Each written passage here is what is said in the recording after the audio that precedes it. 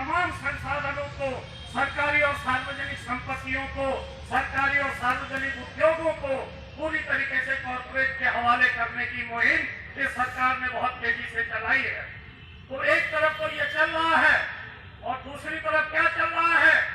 दूसरी तरफ ये चल रहा है कि देश के अंदर जो लोकतांत्रिक संस्थाएं हैं, जो भारत का लोकतंत्र, जिस लोकतंत्र की स्थापना आजादी की लड़ाई के दौर में, आजादी की लड़ाई के अनुभवों के बाद हमारे बुजुर्गों ने की थी देश के अंदर, जिन संवैधानिक संस्थाओं को हमारे देश के बुजुर्गों ने उस समय स्थापित किया था, ये जो मोदी सरकार है, जिसको हम कॉर्पोरेट फासिस्ट सरकार कह रहे हैं, ये कॉर्पोरेट फासिस्ट सरकार पूरे लोकतांत्रिक संस्थाओं को नष्ट करने में लगी हुई है, संवैधानिक संस्थाओं को नष्ट करने पर लगी हुई है। और इसलिए इस देश के किसानों ने, इस देश के मजदूरों ने इस बात को सही ढंग से पहचाना कि इस देश के अंदर फासीवाद का खतरा है, ये देश के अंदर फिर से कंपनी राज आने जा रहा है। ये जो अडानी अंबानी के हवाले हमारे सार्वजनिक उद्योगों से लेकर सरकारी संस्थानों से लेकर के हमारी खेती तक को जो देने की साजिशें हैं, ये दोबारा से इस देश के अंदर फिर कंपनी राज लाने का षड्यंत्र है। और इसलिए उस कंपनी राज के खिलाफ, उस कॉर्पोरेट राज के खिलाफ जब किसानों ने कमर कसी, मजदूर जो आंदोलन लगातार मजदूर जो लड़ रहे थे निजीकरण के खिलाफ, कॉर्पोरेटीकरण के खिलाफ, उनको भी जो है एक ताकत मिली और अंततः हिंदुस्तान के जो किसान संगठन है, मजदूर संगठन है, आज मिल करके जो है इस लड़ाई को लड़ रहे हैं। मित्रों, मैं आपसे कहना चाहता हूं कि ये जो सरकार है, ये सरकार आप लोगों ने देखा कि सरकारी क्षेत्र को तो खत्म किया जा रहा है। ये जो अभी हमारे साथियों ने तमाम बातें रखी, स्कीम वर्कर्स को लेकर के, ठेकाकरण को लेकर के, संविदाकरण को लेकर के, सरकारी नौकरियां लगातार खत्म की जा रही है, सरकारी क्षेत्र को लगातार खत्म किया जा रहा है और जिनसे सरकारी काम किया जा रहा है उनको कह रहे हैं ये तो स्कीम वर्कर हैं, ये तो स्वेच्छा से जनता की सेवा करने के लिए आए हैं, इसलिए उनको कोई वेतन नहीं देना है, उनकी कोई सामाजिक सुरक्षा नहीं करनी है। इस देश के अंदर आप जानते हैं, जब जब भारतीय जनता पार्टी की सरकार सत्ता में आई है, तब तब कर्मचारी, मजदूरों, किसानों पर हमले तेज हुए हैं। पिछले दौर में आपने देखा कि जब अटल बिहारी वाजपेयी की सरकार थी, बड़ा चर्चा होती है कि अजी अटल बिहारी वाजपेयी बहुत महान आदमी थे, उनकी सरकार तो बहुत महान सरकार थी। लेकिन क्या आप जानते हैं कि वही अटल बिहारी वाजपेयी की सरकार थी जिसने सरकारी कर्मचारियों की पेंशन स्कीम को खत्म किया। आज पूरे देश के कर्मचारी लड़ रहे हैं पुरानी पेंशन स्कीम को लेकर के, उनके पूरे भविष्य को चौपट किया, उनके बुढ़ापे की जो सुरक्षा पेंशन होती थी उसको खत्म करने वाली वही अटल बिहारी वाजपेयी की सरकार थी। क्या आप जानते हैं कि WTO के दबाव में पहली बार WTO की नीति देश के अंदर उसी अटल बिहारी वाजपेयी सरकार में सन 2000 में लागू हुई और उन्होंने क्या किया? उन्होंने ये किया कि जो हमारे कृषि उत्पाद हैं, जो हमारे छोटे उद्योगों के उत्पाद हैं, उन पर इस देश के अंदर एक मात्रात्मक प्रतिबंध लगा हुआ था आयात पर। एक ऐसा कानून था जिस कानून के जरिए ये प्रावधान किया गया था कि अगर खेती में पैदा होने वाला कोई अनाज, कोई अन्न, कोई उत्पाद अगर भारत के लोगों के लिए कम पड़ रहा है तो जितना कम पड़ रहा है हम उतना ही बाहर से मंगाएंगे, उससे ज्यादा देश में नहीं मंगाएंगे। हमारे जो छोटे उद्योग जिस देश के अंदर काम कर रहे हैं, वो जो उत्पादन करते हैं, अगर उसकी जरूरत कम पड़ती है तो तब हम जो जरूरत कम पड़ रही है उतना ही मंगाएंगे, उससे ज्यादा नहीं मंगाएंगे।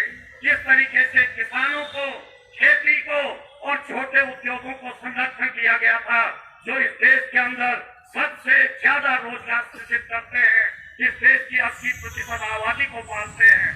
लेकिन अटल बिहारी वाजपेयी की सरकार ने उस कानून को खत्म किया और अंधाधुंध तरीके से बाहर से तमाम औद्योगिक उत्पादन से लेकर के और कृषि उत्पाद जो है आने लगे और वहीं से आपने देखा कि हमारे देश के अंदर छोटे उद्योग तबाह होने लगे, कृषि तबाह होने लगी। कृषि क्षेत्र के लिए इसी अटल बिहारी वाजपेयी सरकार ने उस समय क्या किया? उन्होंने वायदा कारोबार के दरवाजे खोल दिए और इन दोनों ने क्या किया? पूरी खेती को तबाह तबाह किया, खेती को घाटे की तरफ धकेला। और 2005 के बाद ये आपने देखा होगा किसानों को आलू सड़क में फेंकना पड़ा, टमाटर फेंकने पड़े, मटर फेंकनी पड़ी, प्याज फेंकना पड़ा, लहसुन फेंकना पड़ा। घाटे का सौदा खेती हो गई और कर्ज में डूबे हुए किसानों की आत्महत्याएं जो है इस देश के अंदर बढ़नी शुरू हुई। तो इसलिए मैं आपसे कहना चाहता हूं कि ये जो भारतीय जनता पार्टी की सरकार है, ये सरकारें, ये मजदूर विरोधी सरकारें हैं, किसान विरोधी सरकारें हैं, लोकतंत्र विरोधी सरकारें हैं, संविधान विरोधी सरकारें हैं। और आज जब हम कह रहे हैं कि ये सरकार फांसीवादी है, हम इसलिए कह रहे हैं कि इसकी इन गलत नीतियों के खिलाफ जब इस देश का नागरिक लड़ रहा है, लोकतंत्र की रक्षा की आवाज जब उठाई जा रही है, संवैधानिक संस्थाओं को बचाने की जब आवाज उठ रही है, मजदूर और किसान अपने जो निजीकरण के, कॉर्पोरेटीकरण के खिलाफ जो लड़ाई लड़ रहे हैं, इन सारे आंदोलनों का दमन करने के लिए, विपक्ष की आवाज को खत्म करने के लिए ये सरकार पूरे जो है एक फासिस्ट रास्ते पर बढ़ चुकी है। विपक्ष की पार्टियों को, जो बुर्जुआ विपक्ष की पार्टियां हैं, पूंजीवादी विपक्ष की पार्टियां हैं, उनके पीछे लगा दिए ईडी और सीबीआई। या तो भाजपा ज्वाइन करो, नहीं तो जेल जाओ। और जो हम जैसे लोग हैं, जो लड़ने वाले लोग हैं, लाल झंडे की ताकतें हैं, प्रगतिशील विचारों की ताकतें हैं, लोकतंत्र पर विश्वास करने वाली ताकतें हैं, उनके लिए ईडी और सीबीआई तो कुछ कर नहीं पाएगी, क्योंकि इन पर तो कोई करप्शन का दाग नहीं है। ये तो कहीं जो है किसी धोखेधड़ी में, किसी गड़बड़ी में शामिल नहीं रहते हैं। तो इनके लिए क्या है? इनके लिए यूएपीए कानून है। और इसलिए आप लोगों ने देखा कि भीमा कोरेगांव के आंदोलन के जो है बहाने इस देश के तमाम बुद्धिजीवियों को, लोकतांत्रिक आवाज उठाने वाले लोगों को, नागरिक अधिकारों के लिए लड़ने वाले लोगों को, बुद्धिजीवियों को आज जेल में पढ़ाया जा रहा है। इस देश के अंदर ये जो सीएए विरोधी आंदोलन, नागरिकता, दो तरीके की नागरिकता लाने की कोशिश है, षड्यंत्र, इसके खिलाफ जब लोगों ने आवाज उठाई, देश के लोग सड़कों पर आए। आज उसके बहाने सीए, ये दिल्ली के दंगों के बहाने दंगे कराए आरएसएस बीजेपी ने, और उन दंगों का बहाना बना करके सीए विरोधी, नागरिकता विरोधी आंदोलन के कार्यकर्ता आज जो है जेलों में सड़ रहे हैं। और इसे यही जो बहाना है, आपने देखा पिछले दिनों कि न्यूज क्लिक जो चैनल है, न्यूज क्लिक के खिलाफ जो एफआईआर हुई है, न्यूज क्लिक के पत्रकारों को जो जेल में डाला गया है, उसमें उन्होंने क्या किया है? वो भी वही है, एक दूसरा भीमा कोरेगांव रचने की साजिश है। उस पूरी एफआईआर में बताया गया है कि असली षड्यंत्रकारी तो किसान नेता थे, किसान आंदोलन था, जो विदेशी मदद से, जो भारत विरोधी लोगों के शहर से चल रहा था। और ये जो न्यूज क्लिक वाले हैं, इन्होंने जो है उस किसान आंदोलन को मदद की है। तो न्यूज क्लिक ने मदद की है किसको? किसान आंदोलन को। और किसान आंदोलन देश विरोधी था। ये जो है वो सरकार एफआईआर करा रही है, जिस सरकार ने 13 महीने के किसान आंदोलन के बाद लिखित रूप से समझौता किया, किसान आंदोलन के नेताओं के साथ लिखित वायदा दिया कि हम तुम्हारी इन सवालों का हल करेंगे, और अपने उन वायदों से ये सरकार मुकरी है। तो इसलिए हम कहना चाहते हैं कि ये जो लड़ाई है, आज हम अपने जिन मुद्दों को लेकर के लड़ रहे हैं, ये जो कॉर्पोरेटीकरण की बयार है, ये जो कंपनी राज लाने की कोशिशें हैं, ये जो लोकतंत्र और संविधान को खत्म करने की साजिशें हैं, इसके खिलाफ आज मजदूर और किसान संगठन एकताबद्ध हुए हैं। इसलिए हमारी रोजगार का सवाल, हमारे वेतन का सवाल, आपने कभी सुना कि कोई किसान जो है कहे कि मजदूर की मजदूरी बढ़नी चाहिए? आज तक कभी नहीं होता था। लेकिन आज किसान कह रहा है मजदूर को 600 रुपया न्यूनतम मजदूरी जो है दैनिक मिलनी चाहिए। आज किसान संगठन भी कह रहे हैं कि मनरेगा में काम के दिन बढ़ने चाहिए। आज किसान संगठन भी कह रहे हैं स्कीम वर्कर्स को सरकारी तनख्वाह मिलनी चाहिए। 26,000 से कम वेतन इस देश के अंदर किसी का नहीं होना चाहिए। आज वो किसान संगठन भी कह रहे हैं जो मजदूरी बढ़ाने का पहले विरोध करते थे। तो ये एक नई बात है देश की राजनीति में, ये एक नई पहल है देश की राजनीति में।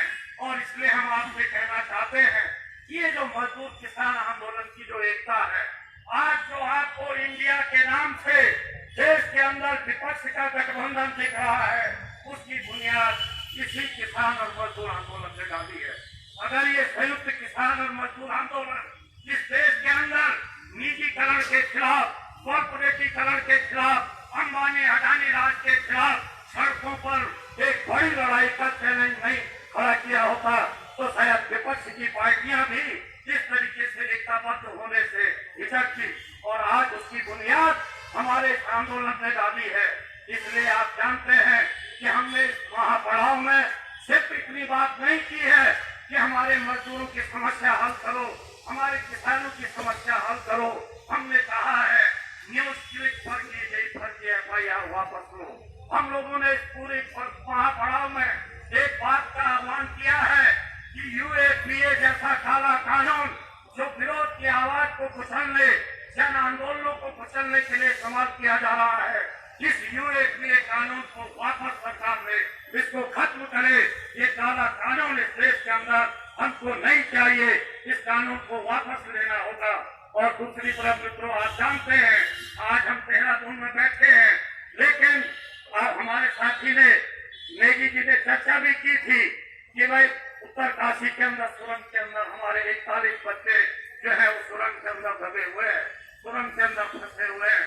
15 दिन से ज्यादा समय हो गया, 14 दिन हो गए। 14 दिन के बाद इस सरकार ने हाथ खड़े कर दिए। जो सरकार अपने को दुनिया का 30 खां बताती है, 56 इंच का प्रधानमंत्री, उसके ड्रीम प्रोजेक्ट में हमारे 41 मजदूर, पहले दिन तो उन्होंने कहा 35 है, उसके बाद 4 दिन बाद कहा 40 है, 8 दिन बाद कहा 41 है। अभी भी पता नहीं, जो लिस्ट में नहीं होंगे, और उसके अलावा हो सकता है कुछ मलुए में दबे हो, कोई कुछ नहीं कहा जा सकता। लेकिन हम कहना चाहते हैं, आप अमेरिका से आप मशीन मंगाए, आपने बाद में जो है कहां से मशीनें मंगाई, विदेशों से विशेषज्ञ बुलाए, लेकिन सब ने हाथ खड़े कर दिए। 14 दिन के बाद आप कह रहे हो कि अब हम जो है मानव श्रम के जरिए उस मलबे को हटाएंगे। शर्म आनी चाहिए ऐसी सरकार को। हम कहना चाहते हैं कि ये जो मोदी सरकार है, ये जो यहाँ पर खामी सरकार है, इन दोनों सरकारों और इनके विशेषज्ञों के पास एक चूहे के बराबर दिमाग भी नहीं है। एक चूहा देखिए पूरा जीवन बिल में रहता है। बिल क्या है? सुरंग है, सुरंग बड़ी है, चूहे का साइज कम है, वो बिल बनाता है। लेकिन जब चूहा एक बिल बनाता है, अगली फसल तक के लिए इस फसल को वहाँ अपना 6 महीने का राशन जमा करता है। लेकिन चूहा क्या करता है? जो मेन बिल है उसके इर्द गिर्द से कई और बिल बनाता है, यानी बाईपास सुरंग में बनाता है एक सुरंग से, ताकि कभी सुरंग कहीं से बंद हो गई तो वो दूसरे रास्ते से निकल सके, कभी वहां से भी बंद हो गई वो तीसरे रास्ते से निकल सके, अपने को बचा सके, अपने परिवार को बचा सके और अपना राशन बचा सके। तो एक चूहा जब एक बिल बनाता है वो उसके साथ कई बाईपास बनाता है। तुम्हारी कैसी सरकार, कैसे योजनाकार, और जबकि तमाम वैज्ञानिकों ने, तमाम विशेषज्ञों ने इस हिमालय की संवेदनशीलता को लेकर के सरकार को पहले से चेता रखा है, फिर भी आप कई किलोमीटर की सुरंग बिना किसी सुरक्षा इंतजाम के कर रहे हैं, आप बना रहे हैं, और जब लोग फंस गए तब आपको समझ नहीं आ रहा है कि अब इनको कैसे निकाला जाए। तो ये जो सरकार है, ये मजदूरों के जीवन से खेलने वाली सरकार है, ये प्रकृति के साथ खिलवाड़ करने वाली सरकार है, ये मानवता की विरोधी सरकार है। और इस मानवता की विरोधी सरकार के दूसरे कारनामे आप इसी दौर में देखिए। फिलिस्तीन के अंदर 6000 से ज्यादा अबोध बच्चों की हत्या कर दी है इजराइल ने अपने बमों से। वहां पर हजारों महिलाओं की हत्या हो गई है, हजारों लोगों की हत्या हो गई है। गाजा का बड़ा हिस्सा पूरा नेस्तनाबूद कर दिया गया है।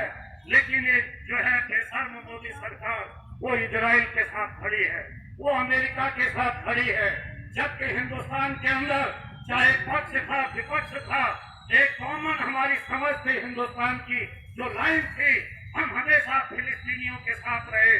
फिलिस्तीनियों की जमीन पर ये जो इजराइल ने कब्जा किया, जो इजराइल वाले पिछले 75-80 साल से फिलिस्तीनियों की हत्या किए जा रहे हैं, उनकी जमीन को कब्जाए जा रहे हैं और उनको बेदखल किए जा रहे हैं, उसके खिलाफ हमेशा हिंदुस्तान का स्टैंड रहा। हम फिलिस्तीन की आजादी के पक्ष में रहे, लेकिन आज ये बेसर्व सरकार ये अपने पड़ोसियों से तो सबसे बिगाड़ी हुई है। पड़ोस में एक भी देश के साथ हमारे रिश्ते अच्छे नहीं हैं। रिश्ते अच्छे किसके साथ बना के रखे हैं? 7 समुंदर पार उस अमरीकी साम्राज्यवाद के साथ, 7 समुंदर पार उस अमरीकी साम्राज्यवाद की सैफर जो है इजराइल के साथ। तो इसलिए हम कहना चाहते हैं कि ये जो तमाम सवाल हैं, देखिए ये सारे सवाल आज मजदूर और किसान आंदोलनों के सवाल हैं।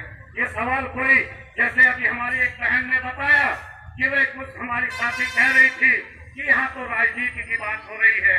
देखिए ये भी राजनीति की बात है कि आपको एक सरकारी कर्मचारी घोषित किया जाए, ये भी राजनीति की बात है कि आपको जो है न्यूनतम 26,000 रुपया वेतन दिया जाए, ये भी राजनीति की बात है। एक मनरेगा में 600 रुपया मजदूरी की गारंटी की जाए, ये भी राजनीति की बात है कि किसानों को एमएसपी पर जो है गारंटी दी जाए, एमएसपी गारंटी कानून बने और इस देश के अंदर निजीकरण कॉर्पोरेटीकरण की मुहिम रुके।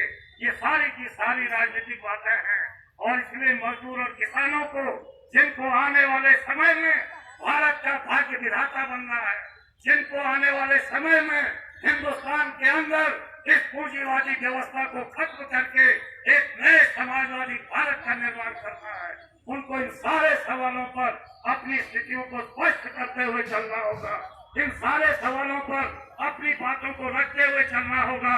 और ये जो 3 दिन का हमारा महापड़ाव है, इसमें हम देश और दुनिया के उन सारे सवालों को एड्रेस कर रहे हैं जो हमारे मजदूर वर्ग के जीवन से जुड़े हैं, जो किसानों के जीवन से जुड़े हुए हैं, जो दुनिया की बेहतरी और पूरी दुनिया और भारत की एक बेहतर जो है जिंदगी से जुड़े हुए हैं। उन सारे सवालों को हम एड्रेस कर रहे हैं। इसलिए आने वाले समय में उत्तराखंड के अंदर ये जो मजदूर किसान आंदोलन है, ये मजदूर किसान आंदोलन और तेज हो और जो है आगे बढ़े, उत्तराखंड को एक नई दिशा, यहाँ की राजनीति को अगर देनी है तो मजदूर और किसान संगठनों को और उनकी राजनीति करने वाले लोगों को एक मजबूत एकता उत्तराखंड के अंदर भी बनानी होगी, देश के अंदर भी बनानी होगी, दुनिया के अंदर भी बनानी होगी। तभी हम एक नई विजय की ओर, तभी हम एक बेहतर समाज और बेहतर दुनिया के निर्माण की ओर आगे बढ़ पाएंगे।